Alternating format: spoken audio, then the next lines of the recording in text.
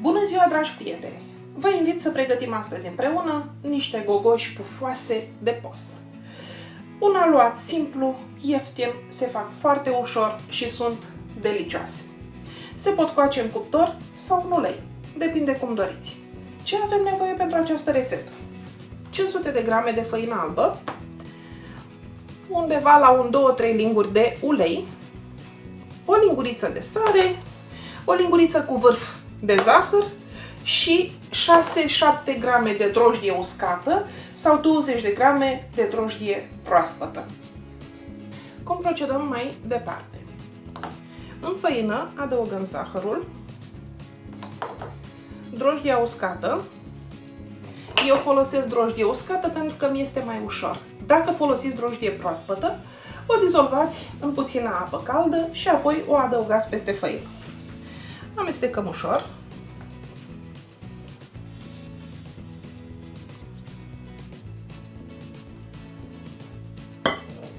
Punem apa, dar nu toată, oprim puțin deoparte să vedem cât mai trebuie și adăugăm sarea. Acum începem să amestecăm.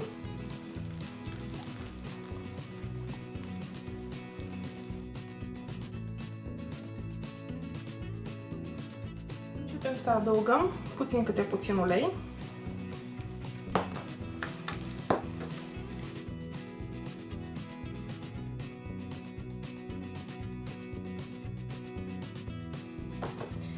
Este un aluat moale. Îl lăsăm la dospit. Acoperim cu un șervet sau cu folie de plastic și lăsăm să dospească aproximativ o oră. Cât de frumos a crescut aluatul. Ungem mâinile cu ulei.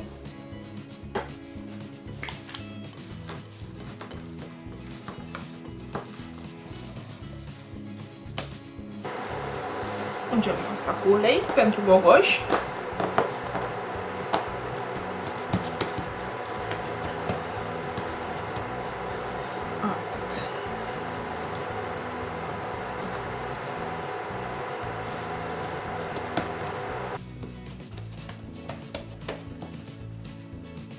Cam de un deget grosime să fie aluatul și decupăm cu un pahar sau cu o formă rotundă cum am eu aici.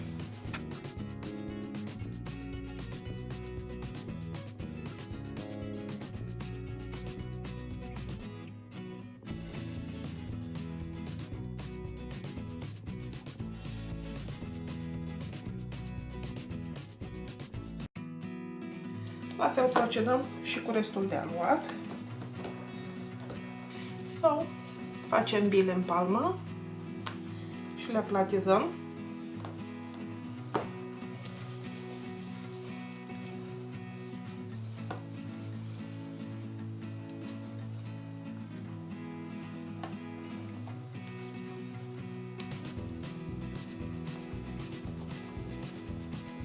Le lăsăm pe masă undeva la un 10-15 minute să mai crească.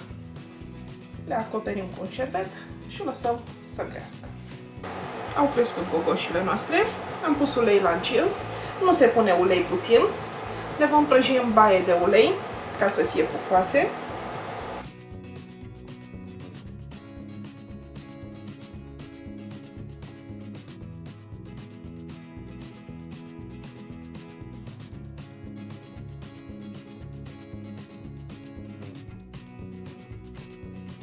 Trebuie să fie potrivit, să nu fie foarte mare ca să nu se ardă, dar nici mic, pentru că altfel gogoșile vor suge ulei și vor fi prea grețoase.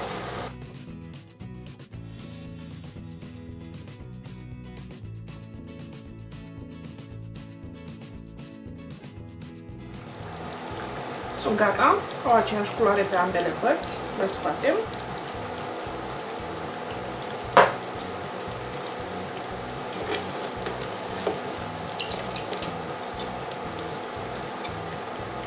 Se scot pe hârtie absorbantă.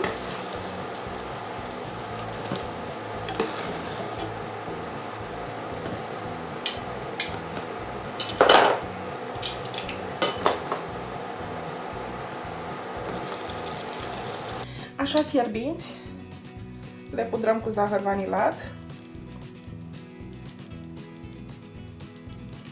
Sunt gogoșile copilăriei. Eu le fac simple, nu pun arome la aluat. Ai mei le preferă doar zahărul să fie vanilat și atât.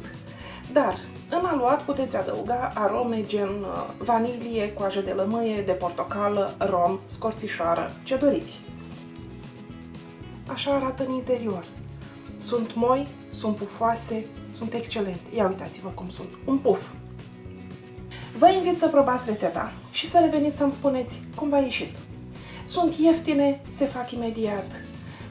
Deci, sunt exact gogoșile care se făceau în copilăria noastră la țară. Gogoșile de post. Rețeta e simplă, ieftină și gustoasă. Vă mulțumesc pentru că m-ați urmărit. Lăsați de desubt un comentariu să știu că ați trecut pe aici prin căsuța mea virtuală.